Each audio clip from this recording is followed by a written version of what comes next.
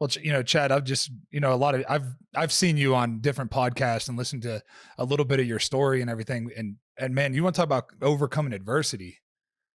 I mean, you are like the epitome of that, of just like, when you talk about grit, you could put your face right there next to that damn definition, because you got that grit, and it just, you speak it, you live it, you walk it, you talk it. And it's just, let's talk a little bit about, you graduate high school and you decide you're going to join the SEALs, and let's talk about that adventure. Yeah. Yeah, I did. I got out of high school and I was still working just, my little farm job right there in the town that I grew up in. And I mean, to be honest with you, for some reason, around probably, you know, the end of my 18th year of life, um, I just had the realization that because I wasn't a good student, I didn't want to go to college, I didn't have a skilled trade, there was nothing I was interested in really learning or pursuing. I just had this revelation that if I don't, like, I've got to leave here, I've got to leave here to become something special.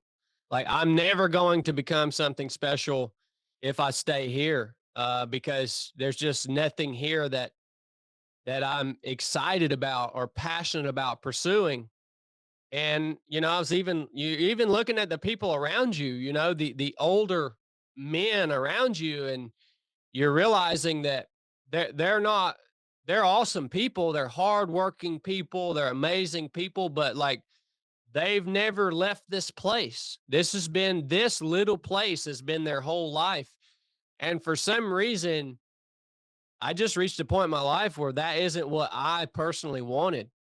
And the internet was, just kind of getting started. And I remember getting on the old, the old slow internet, they used to have like ad banners on like every website you would click. And the Navy was recruiting really hard in 2006, 2007. And I saw one of those little ad banners pop up, and it said, Navy SEAL training, the hardest military training in the world. I didn't know what Navy SEALs was. I had never seen a soldier in uniform. Had no idea, but I just saw that and saw that it was supposedly the hardest thing to go and try to do in the military. And for some reason, that drew me to it. There were many times in my SEAL career where I found myself wishing that I would have went and become a Green Beret because I hated the water. And I would have much rather just humped a rucksack around all day than have to do all that freaking water crap. I never got used to it. But the fact that it was the hardest drew me to it. And so I went and actually finally worked up the courage to go to a recruiter, and they told me I had to, get a SEAL contract. So I had to pass a physical standards test to get a SEAL contract. Well, I couldn't swim. Couldn't swim a single lap in the pool. And part of that test is a 500-meter swim. Also, I couldn't run. It was a 1.5 mile run to pass that test. And I had really bad shin splints. I was heavy back then, over 200 pounds. And so I went and took that test for probably it was 2 or 3 months. I would take that test once a week at a minimum. Some weeks I'd take it twice a week, and I would just fail it every single time. Finally, I got to where I could learn how to swim just by going there and failing, and then getting somebody there to show me a little piece of the side stroke. And I finally got to where I could pass the swim. And then I still could really not pass the run, but I passed it one time and they gave me a SEAL contract immediately after I finally passed the run. And, that allowed me to go and join the Navy with, on this track, this guaranteed track to get at least a chance to go to SEAL training, and went through boot camp. And a lot of people have heard this story, but some of you guys probably haven't.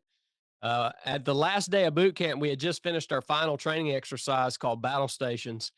For the sake of drill instructor. They're called RDCs in the Navy, but one of our drill instructors came over and told me that I had to go to medical. And so I went to medical while the rest of my class, went to change their hat from a hat that says recruit to a hat that says Navy. I went across the base to medical by myself, and the doctor told me they found a 7 centimeter pericardial cyst on my heart that was asymptomatic, and it disqualified me from ever becoming a SEAL because they were worried that if I uh, dove underwater, that the pressure change would burst the cyst on my heart. So he said, it's asymptomatic. We're not going to remove it. You don't need to do anything, but you can't be a SEAL.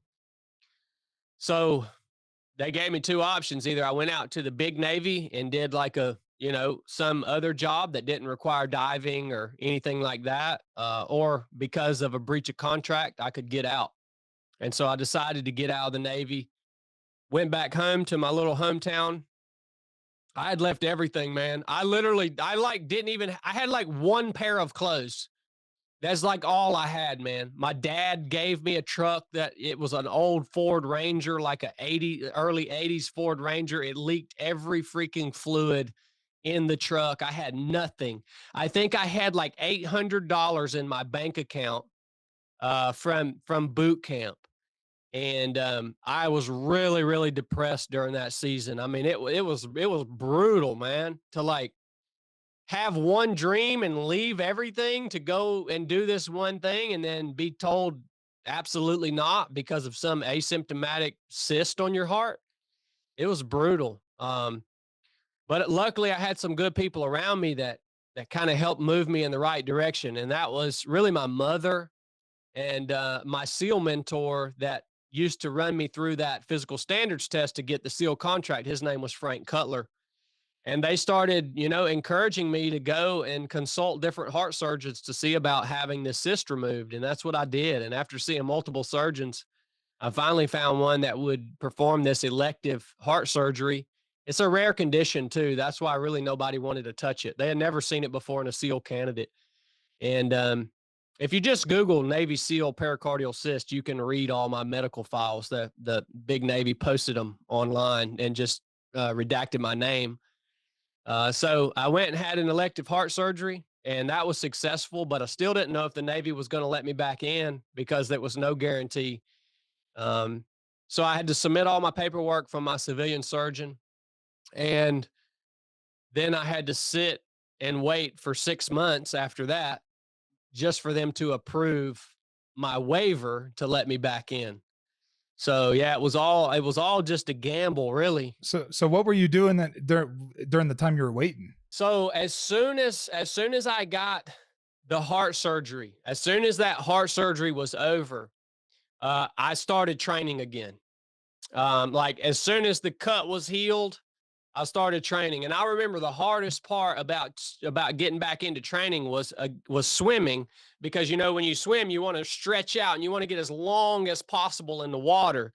And I remember it pulling on that incision on my chest and like just excruciating pain in my chest while I was trying to swim. But I just worked through it, man, and I just started training like a madman. I became I was never I thought I was obsessed with becoming a SEAL, but I wasn't. I was not obsessed with achieving this goal until the moment that I was told, no, Hmm. this is not an option for you.